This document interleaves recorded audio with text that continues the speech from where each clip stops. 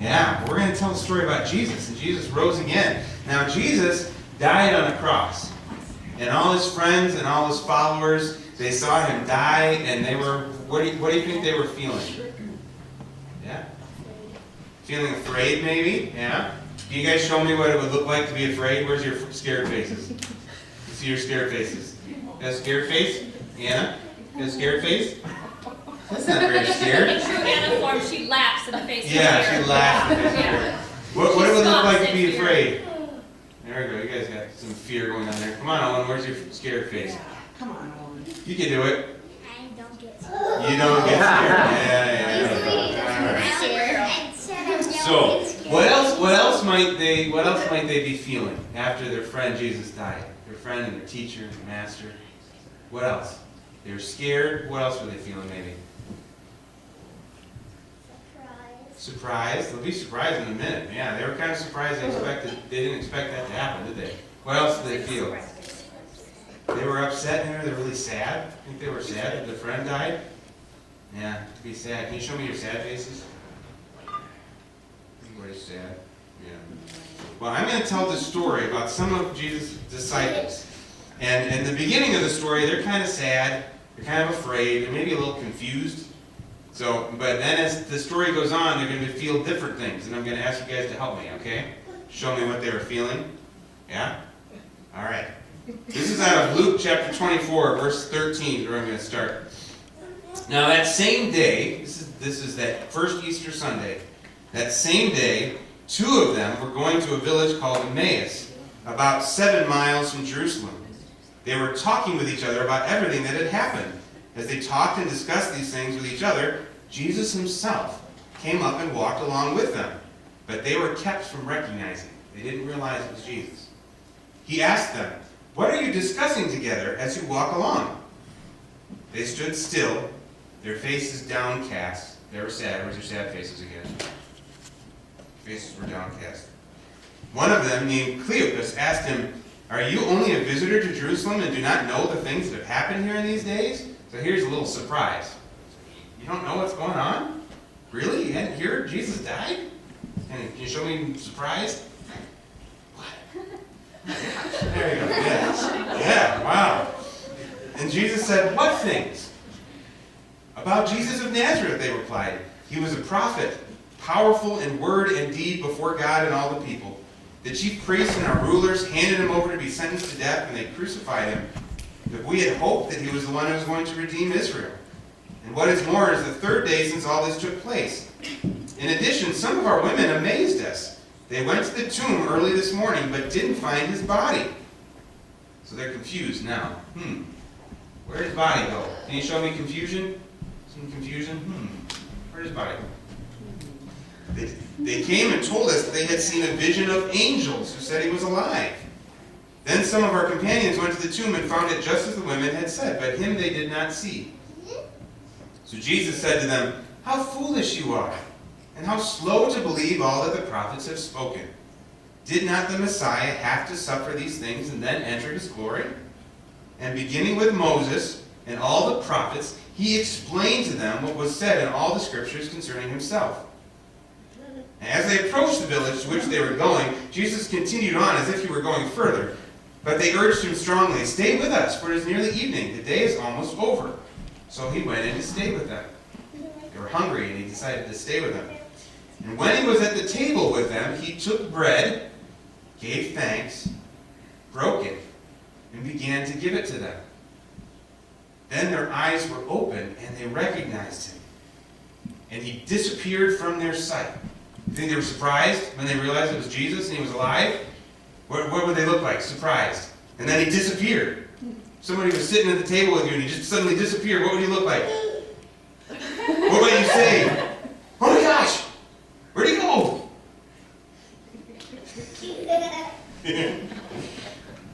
They asked each other, "Were not our hearts burning within us while he talked with us on the road and opened the scriptures up to us?" So they got up and returned at once to Jerusalem. There they found the 11 and those with them assembled together and saying, "It is true, the Lord is risen and has appeared to Simon." Then the two told what had happened on the way and how Jesus was recognized by them when he broke the bread. Now, how do you think they're feeling now? They were sad and afraid when they thought that Jesus was dead, and now they know he's alive. What do you think they're feeling? What do you think?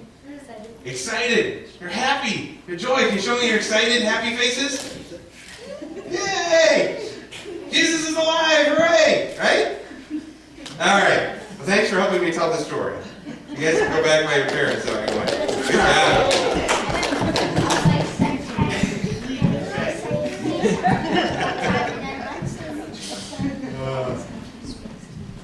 All right. Ooh, yeah, fun stuff there.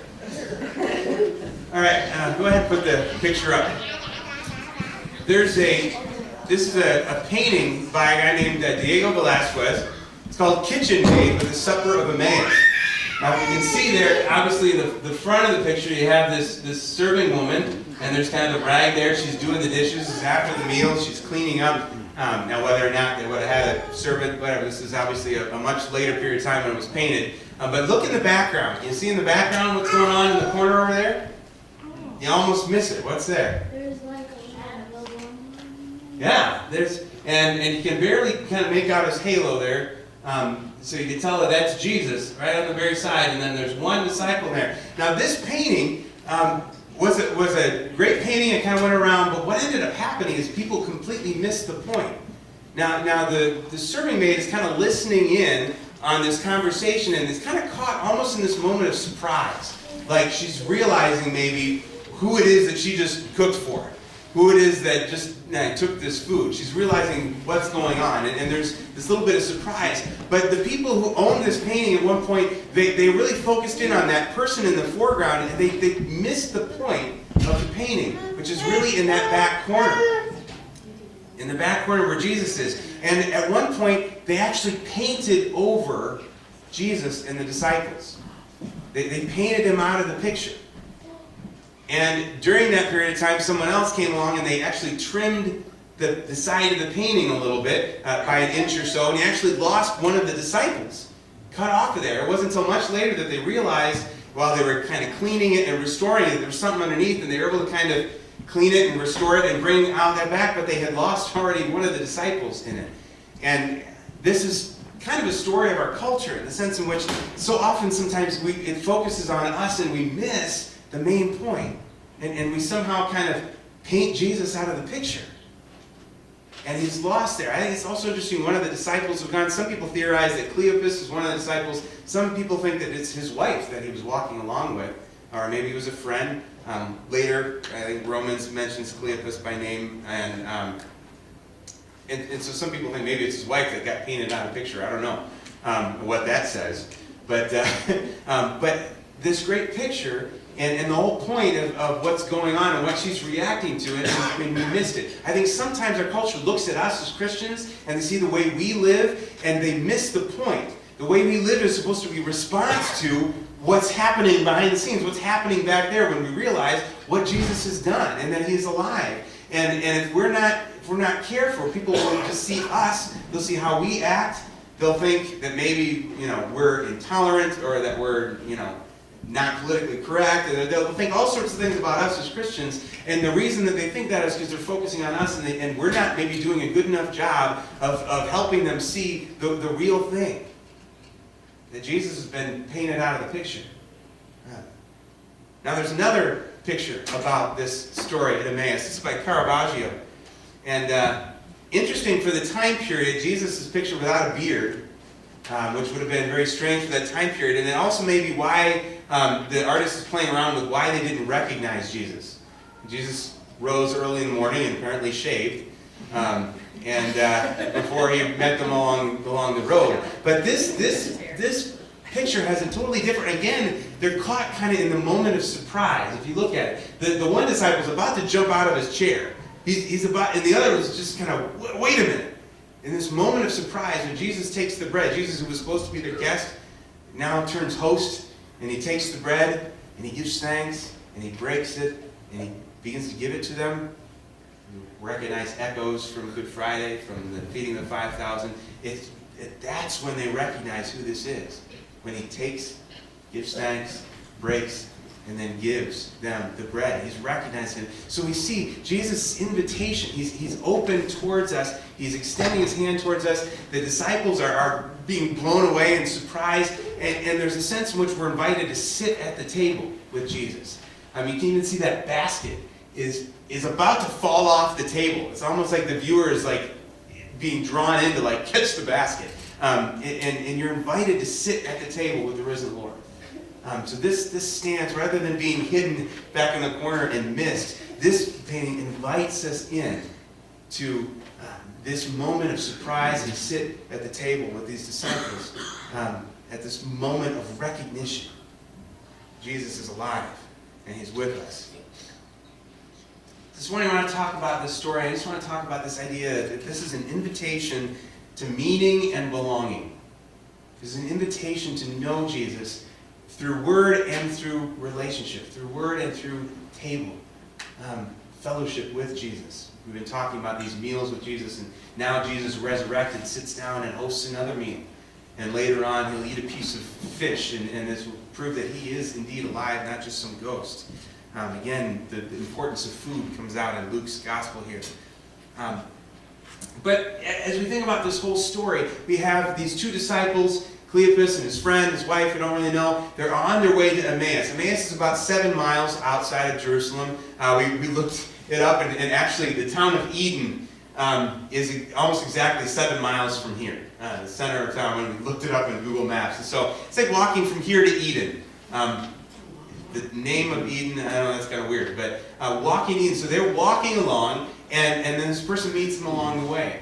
And this is probably a 2 or 3 hour journey or conversation that would take them to walk all this long. So Jesus was with them, who knows for how much of that. But obviously there's a long conversation. We only have little bits of what Jesus actually said there. This is one of those things where you just wish, why didn't they write it all down? I want to hear Jesus' explanation. I want him to walk through the Old Testament and explain the whole thing to us. And for some reason they were so excited they didn't write it down. It would have been wonderful to have a transcript of this. Nobody with a recording device. But they would have had this thing. And he comes along and he asks questions. I think it's significant that Jesus doesn't come in as the risen Lord who has all the answers. He doesn't come in and just go, surprise! and blow them away. He comes alongside and he asks them questions, and he knows that they're disturbed, that they're discouraged, and so he's asking a question, but what he wants to do is he wants them to invite him into their discouragement and their pain. Asking that question is a way of opening himself and asking them to let him in. To let him into what they're going through, that pain, that fear, that discouragement, the despair. And he wants them to let him in. And when they do, when they invite him in, when they share what they're hurting, their discouragement, everything, when he's invited in, he brings a new perspective. He opens their eyes to see the reality from his perspective, and it changes everything. In that moment, as he comes along, if they invite him alongside, he then shows them what's really going on. Jesus comes to us, and he invites, and he approaches us, and he waits for us to invite him into where we're really at. Our real doubts, our fears, our discouragements, our struggles, our pain. He wants us to share those with him, and then if we do, he enters into it, and he gives us a new perspective, and he changes the way we see it, and suddenly we see things differently. Things are turned on their head.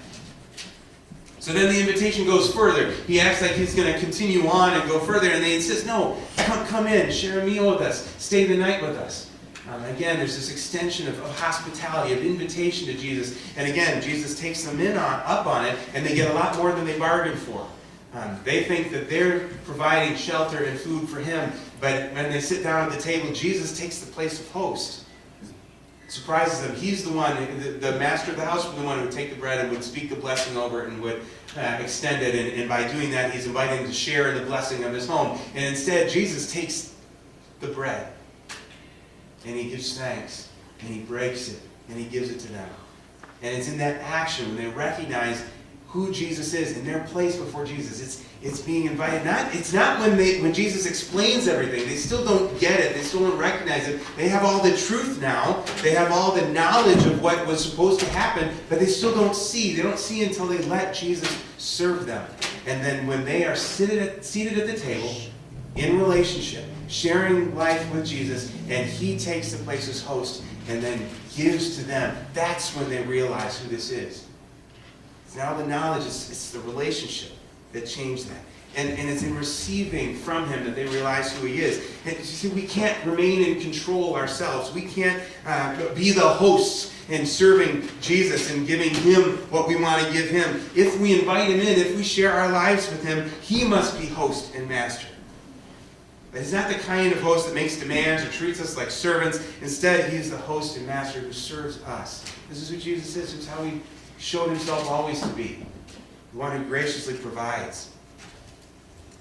Near the end of the Bible, in the book of Revelation, chapter 3, there's this series of letters to the churches. And in the church to Laodicea, there's this famous scene, which is oftentimes depicted and individualized in a way that's probably not what Jesus intended. This is Jesus' words to a church, the church of a city, a certain location, and he says, "Behold, I stand at the door and I knock."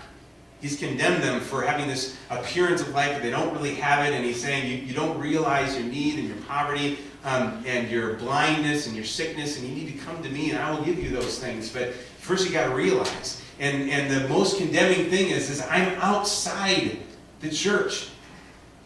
Speaking to the church of Laodicea, he's saying, I'm on the outside. I'm knocking on the door, but somehow you've missed the point, and you've left me out in the cold. And you're going about living your life as Christians and living your life the way you think you're supposed to be living it, and all proud of yourselves and living in your great city, but you somehow left me outside. But I'm coming to you, and I'm knocking on the door, and it says, if you let me in, then I will sit and eat with you and you with me. So the invitation is to let me back in. And again, this is often individualized. Let me into my heart, let him into your heart, and he's knocking on the door of your heart. But really, it's an invitation to the church, to the people of God. Let me in. Let me be the reason that you're here. You've been going on and on without me. And there's, I think, too many churches still today that find themselves without the power and presence of Jesus in their midst because they haven't allowed him to be Lord and Master. They've insisted on keeping control of their programs and their message and what they want to do and what they believe and what they don't believe, and they do lip service, but Jesus is on the outside going, when are you going to let me back in? The promise is if we hear him knocking and open the door, he will come in and eat with us. And again, eating is so much more than just a potluck with Jesus. This is life together. This is sharing our lives with God, being united with him, standing with him, receiving what his blessing is. So this is the invitation. It's an invitation. And it comes, I think, it's curious that it comes, as we've already said, kind of into two stages. First is this invitation to meaning. The idea of the disciples with their burning hearts. Go ahead and put that up. There's, that he's known by the word, he's known by the truth. Their hearts burning within them as they recognize, as their eyes are open to see and understand what they thought was defeat was always God's plan. And he explains from Moses all the way through, and he sets everything straight. They're able to see God for who he is and see the world the way God does. And this primarily happens through the written word for us, which points to Jesus, the incarnate word of God. Here the Spirit explains things. Here the Spirit illuminates the words of Scripture, opens our eyes and makes our hearts to burn. So we come to Jesus, and this is part of what it means for us to receive Jesus, to receive his invitation, to know and to understand who Jesus is and what he has done for us. Is we need to come to his word. We need to come and let the Spirit open our eyes and make our hearts burn. But that's not just it, and too often we stay there. We get our proof texts and our Bible, systematic theologies all kind of established, and we can argue anybody around, and we can convince people through apologetic arguments, and we've got it all laid out. And as one of my seminary professors say, we're so right that we're almost evil. We're right, and we're ready to bash any argument that comes our way and convince people, whether they want to or not, that Jesus is alive and Jesus is Lord. And too often we stay with just this invitation to meaning, and then we can find ourselves still with Jesus on the outside, knocking. This story shows that there's more than just being convinced in our minds of what happened to Jesus and that he is alive and that this was God's plan. There has to be more than that. We need to receive Jesus in. And so there's the second part of that, not just an invitation to meaning, but an invitation to belonging, to being with Jesus. And he is finally made known to them in the breaking of the bread. When he gives thanks, breaks, and gives to them the bread. Again, when he takes his place as host and master, and they take their place at the table as those who've been invited to receive from his grace and his goodness. It's not just disembodied truth. Jesus is known when we share life with him, when we invite him into our lives and allow him to serve us. Again, we cannot be in control. It's his table.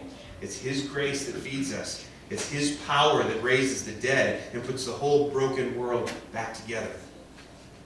This is why we normally include both the preaching of the word and also the celebration of the sacrament of the Lord's Supper when we worship together. We celebrated that on Friday night. We won't this morning. But these two go together. It's got to be more than just rational argument. You need to come and receive. You need to respond and receive. Come to the table where the invitation of relationship is made out, where there's a covenant being offered to us, a new relationship and way of being with God in his kingdom, where he is authoritative master and Lord, as well as intimate friend. So the question this Easter morning for us is maybe like the Revelation Church of Laodicea, and it is personal, but it also is us as a church. Have you accepted Jesus' invitation to meet you where you're at, to enter into your discouragement and your frustration and your despair, your pain, as well as your joy and your success and your dreams and hopes? Have you shared that with Jesus in your life? And as we as a church, have we welcomed Jesus into our frustration, our despair, our discouragement? Have we let Jesus be in the midst of that? Or have we kept him out and made that about us? Have we made the fact that we haven't grown as fast as we want to? That's our fault, or that's our thing, and we'll bury it, and we'll carry that, and we don't dare say that we're frustrated, we're discouraged, because that's not something you can say to Jesus, right? But he invites us in. He says, well, why are you downcast? What are you talking about? Let me in. And if we let him in, maybe he'll bring some new perspective. The same way for us in our own lives. If we invite him in to our pain, our discouragement, our struggles, and share that with him. And be open to hearing him explain things to us in a new way. To have our hearts burn as things finally fall into place and make sense. And have you invited Jesus into your life? Have we made sure that Jesus is invited and welcome and present, and that we allow him to be Lord in this place? And give up some of the control? And have we in our lives invited him in? And not just to the entryway or to the scrubbed up living room that we keep all nice and clean, but into the messy kitchen, the bedrooms, the bathrooms, the dark closets, the places where we really live, where we try to hide things and stuff things away. We have a visitor coming, just throw it in the closet. Have we invited him into our real lives? When I was growing up, my parents had a house in which just kind of the layout of the house meant that the dining room and the living room were kind of off the beaten track. You never had to go through those rooms. You went to the bedrooms and through the family room and the kitchen, and that's where all the life in the house happened. And then the dining room was kind of set aside, and it was always pretty, and except to go in to dust it every once in a while. Nobody really went in there. And I remember when I graduated from high school, a couple friends of mine came over for my graduation party, and after everybody else had left, they were kind of there. And my mom said, hey, why don't we take some pictures of the three of us, me and my two really good friends. And they went in, and she wanted us to sit down on the couch in the living room, the nice room, the kind of museum room. And we kind of went in, and my friends kind of looked around, and my one friend said, I don't think I've ever been in this room. And my other friend goes, no, isn't there usually a Christmas tree over in that corner? Because this was the Christmas tree room too. So again, everything was nice and pretty. And that was the only time it ever got used, was for these ceremonial occasions and stuff like that. I think sometimes we have our scrubbed up part, we have our church part, we put on our church clothes and faces, and we come in and we let people see a certain amount, and we let Jesus see kind of, yeah, we're here, we worship you, we love you, but we've kept the other stuff in the closets away. And Jesus comes knocking, and if we let him in, we don't get to control him. We don't let him in and say, you sit there in the nice clean room in the guest spot, and I'll go in the kitchen and get you something to eat. Jesus says, you sit down. I'm going to come in and I'm going to clean your dishes, and I'm going to pull that stuff out of the closet, and I'm going to serve you. We want to maintain control in this relationship, and Jesus says, no, I must be Lord or nothing. You invite me in not as someone that you patronize or someone you serve. You invite me in as one who will ultimately serve you.